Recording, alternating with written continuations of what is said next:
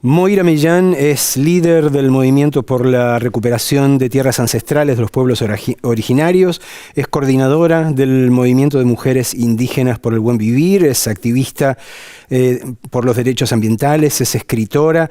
Moira, muchísimas gracias, es un honor tenerte acá con nosotros, muchísimas gracias por venir. Mari, un gusto, una alegría estar con vos. Esta palabra que yo mencionaba al principio, huaychafe, no sé cómo se pronuncia. No, perfecto, huaychafe. ¿Es una suerte de título honorífico? No, es un espíritu que me habita, me define. Estoy determinada por ese rol, ese propósito. El huaychán es la autodefensa. El huaychafe es quien defiende la vida.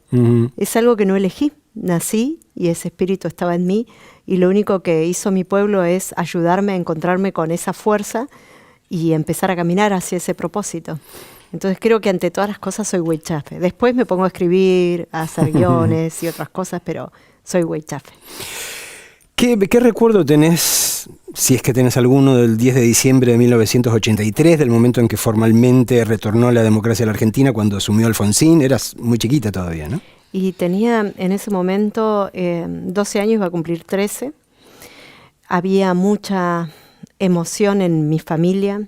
Yo tenía una mamá que, si bien no había podido estudiar, no había ido a la escuela, era una mujer muy sabia, muy lúcida, y ella podía discernir la diferencia sustancial entre introducirnos en la democracia y dejar atrás la dictadura. De hecho, yo tenía parientes, policías, militares, algunos incluso juzgados e involucrados en la desaparición de personas. Y ella nos ayudaba a leer ese nuevo escenario que se avecinaba. Era una mujer, mi mamá fue una mujer muy extraordinaria, que bueno, somos 6 hermanos y los 6 estamos en la lucha. Y creo que fue un cambio importante, sustancial. ¿Se percibió? ¿Lo percibían en las comunidades? Sí, porque además, bueno, tenemos que hablar un poquito de lo que ha sido la dictadura para los pueblos indígenas, que nunca, no hay ningún libro ni narrativa de documentales o películas que cuenten. Pero voy a contarte una historia muy chiquitita, Marcelo, para que puedas dimensionar. Yo recuerdo cuando fue el 79, que fue el intento de conflicto bélico con Chile. Con Chile, claro. Habían muchos hermanos mapuches de Chile viviendo en las barriadas más pobres de Bahía Blanca, porque yo crecí en Bahía Blanca, no en el campo. Y tenía amiguitos mapuches de Chile. Un día fuimos a jugar con ellos a la villa. Yo crecí en una villa muy pobre y al ladito estaba este otro asentamiento de nuestros hermanos mapuches de allá de Gulumapu, de Chile. Y fui a jugar con mis amiguitos y el ejército había tomado control de ese barrio.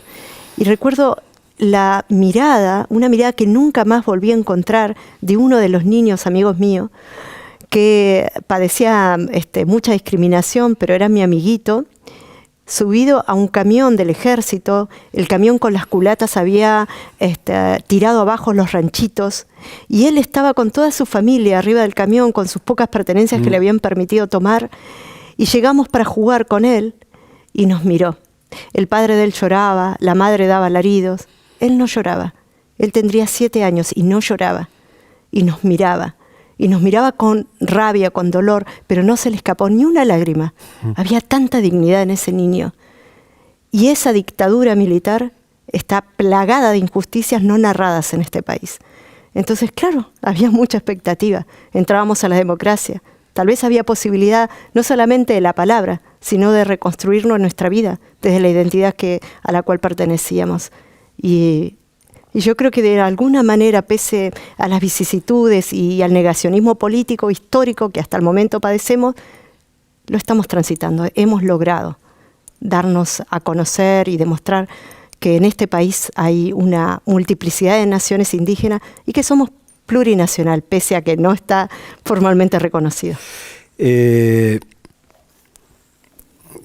En general hablamos, cuando revisamos estas 4 décadas de democracia formal, muchas veces nos detenemos en determinados procesos que han permitido un avance en materia de derechos de las mujeres argentinas.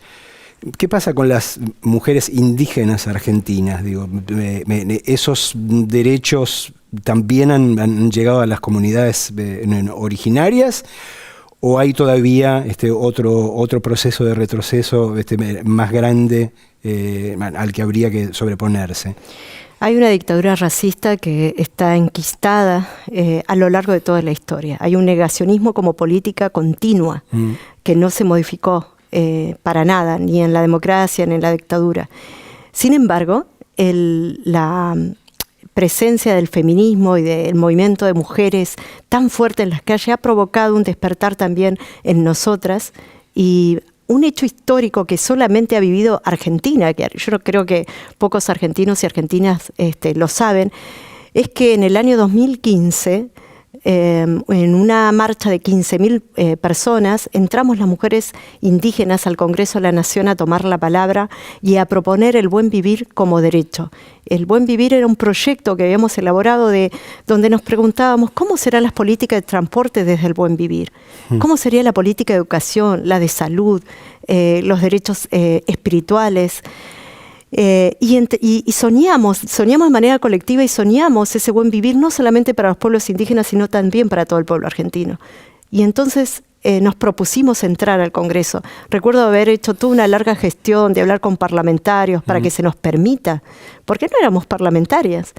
Y por primera vez en la historia se abrieron las puertas del Congreso y fuimos recibidas. Y presentamos la ley, que por supuesto se cajoneó, nunca se trató, pero ese hecho histórico encarnó una metáfora profunda, que me parece que hay la voz, el movimiento de las mujeres indígenas es un movimiento telúrico, es un movimiento que despierta no solamente la conciencia de esta diversidad de identidades y de derechos, sino la conciencia del mundo, que hay una matriz civilizatoria alternativa a esta que yo le llamo terricidio. Y creo que eso es parte de una democracia directa y participativa, donde si bien las instituciones para mí están muy atrasadas en este camino de amplificación de derechos, los pueblos estamos de avanzada. ¿Qué crees que ocurrió o a qué se debió? Digo, porque vos estás hablando del 2015, venían de un larguísimo proceso que en todo caso tenía que ver con la negación y con la invisibilización de la realidad de las comunidades originarias, y de repente a partir del 2016 empiezan a aparecer en todos lados, demonizados como si fueran la gran amenaza, no blanca en este caso, sino indígena. ¿A qué se debe, de repente esa utilización política de la cual fueron víctimas, son víctimas? Yo creo que hay una oligarquía rancia, no juzgada, donde no se ha hecho un revisionismo histórico sobre la sangre que todavía mancha sus arcas económicas, esa oligarquía que gobierna, que verdaderamente tiene el poder investido de una total impunidad que les permite a ellos arremeter sin vergüenza alguna, porque dicen barbaridades, apología del odio constante, y de hecho sus propuestas electorales pasan por ese odio. Y en el 2016 se plantea un escenario de tensión que era imposible, yo digo, tapar el sol con las manos. En ese escenario de tensión, la sociedad rural, que tiene un poder materialmente concreto en los territorios, presiona al gobierno macrista para que se detengan las recuperaciones territoriales. Y empieza a cobrar visibilidad esa apología del odio, con un periodismo al que yo le llamo sicariato de las transnacionales, que utilizan todos estos espacios de comunicación para desinformar, para mentir, para inocular el odio. Entonces de repente el pueblo mapuche se vuelve enemigo, el enemigo interno, los terroristas, cuando en realidad los únicos que aterrorizan la vida en los territorios son estas empresas extractivistas, son los latifundios de la sociedad rural y son los gobiernos que se vuelven instrumentos certeros y letales contra los pueblos.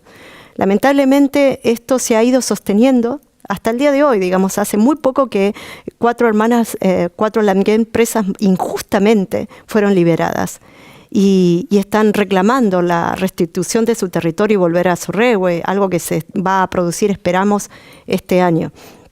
Entonces, ¿cómo es que el pueblo mapuche, que ha vivido 14.000 años en armonía con la naturaleza, de la noche a la mañana se convierte en un núcleo terrorista?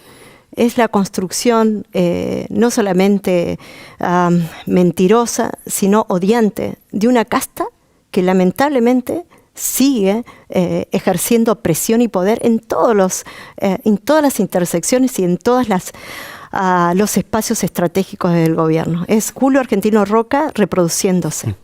Mira lo que sigue pasando en Jujuy, ¿no? Tremendo. En ese contexto del que hablabas es donde ocurren los crímenes de Santiago Maldonado, de Rafa Nahuel. Digo, ¿cómo se vivió al interior de las comunidades originarias este tipo de violencias tan expresas y definitivas? Bueno, se vivió con mucha impotencia, con mucho dolor. Impotencia porque institucionalmente solos no sabíamos cómo reclamar justicia.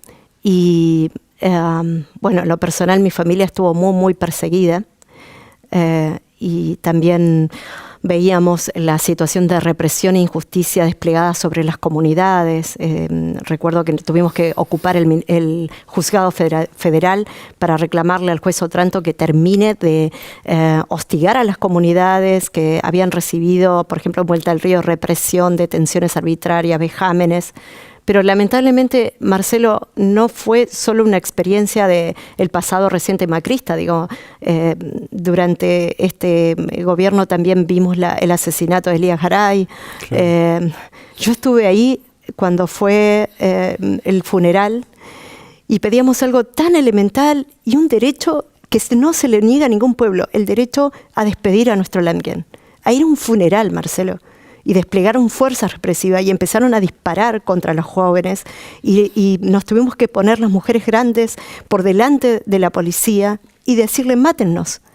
¿Quieren sangre? ¿Quieren más sangre derramada? Mátennos. Yo le decía a uno de los fusiladores que estaban ahí disparando, yo soy abuela, ya he sido madre, soy abuela, mátenme a mí, pero no vamos a permitir que sigan matando a nuestra juventud. Y lo único que queríamos hacer en ese momento era subir hasta el lugar donde estaban los restos de nuestro Lamguén y despedirlos en un funeral mapuche. ¿Cuántas montañas de cadáveres van a ser necesarios para que se tome conciencia de que hay una dictadura racista? ¿Cuánto odio más desplegado, ejercido no solamente en la política, en la economía, en estas alianzas estratégicas en las que se coloca presupuesto a la muerte? Yo creo que hay un pueblo, que es el pueblo argentino, que desconoce mucho de lo que está pasando. Y de nuestro lugar como mujeres indígenas, nosotras queremos que la democracia sea una mapucracia. Empecemos a vivir de acuerdo al orden cósmico, a escuchar a la tierra. Y ese orden cósmico plantea reciprocidad, respeto y amorosidad entre todos los seres. Si no hay una democracia que se plantee vivir así, entonces esa democracia no vale la pena. No podría haber democracia sin buen vivir, claramente. Digo, no pueden ser términos opuestos, ¿no? Moira, ¿qué deudas tiene precisamente la democracia, esta democracia que tenemos con los mapuches? Yo sé que necesitarías un programa de 62 horas de duración, pero las primeras que te vienen a la mente. Lo primero que quiero aclarar es que cuando se utiliza la palabra reparación histórica es irresponsable, es irreparable. Pueblos enteros que fueron arrasados de la vida de este planeta, cantos, ceremonias, danzas que nunca jamás escucharemos, saberes que podrían contribuir hoy a construir una matriz civilizatoria que proponga la vida y no la muerte, y que ya no van a estar esas voces porque fueron exterminadas. Entonces no hay reparación histórica. Lo que puede haber ahora, y me parece oportuno y necesario, es construir un diálogo de respeto, un diálogo por la vida, ver cómo podemos estar pensando en un modelo de sociedad y un modelo de mundo o de país que proponga la vida como lo más sagrado y no la propiedad privada. Son mundos antagónicos, no es solo la democracia. Vuelvo a esto de la matriz civilizatoria, es decir, los valores son antagónicos. En nombre del orden institucional se justifica la destrucción permanente del orden cósmico. No nos vamos a poner de acuerdo. No se va a resolver la tensión política entre los pueblos indígenas y el Estado con entregar parcelas de tierra. Porque vamos a estar enfrentados porque queremos la vida. La vida se tiene que preservar más allá de todo. Entonces, si el modelo económico destruye la vida, pensemos en otro modelo. No podemos seguir sosteniendo la muerte como justificación del desarrollo. ¿Estamos qué? Progresando la muerte y creemos que eso es desarrollo. Entonces, yo realmente creo que los estados-nación del mundo están obsoletos en sus bases ideológicas.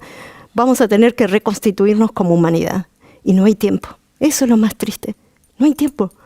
Es el tiempo que perdemos, y no quiero ni entrar a hablar en la coyuntura, porque es patético. Estamos perdiendo el tiempo, entretenidos por circos políticos, donde hay bufones que son impresentables y que realmente merecen nuestra lástima y no nuestro voto, mientras la Tierra está yendo irremediablemente hacia un camino irreversible de muerte. No perdamos tiempo, Marcelo. Hay niñeces que están necesitando de nuestra sabiduría, de nuestra decisión determinante de abrazar la vida, porque el día de mañana, cuando ellos revisen la historia, y no quiero imaginar las calamidades que les espera, van a decir, ¿qué hicimos nosotros para detener esto? Moira, muchísimas gracias por venir, por conversar con nosotros.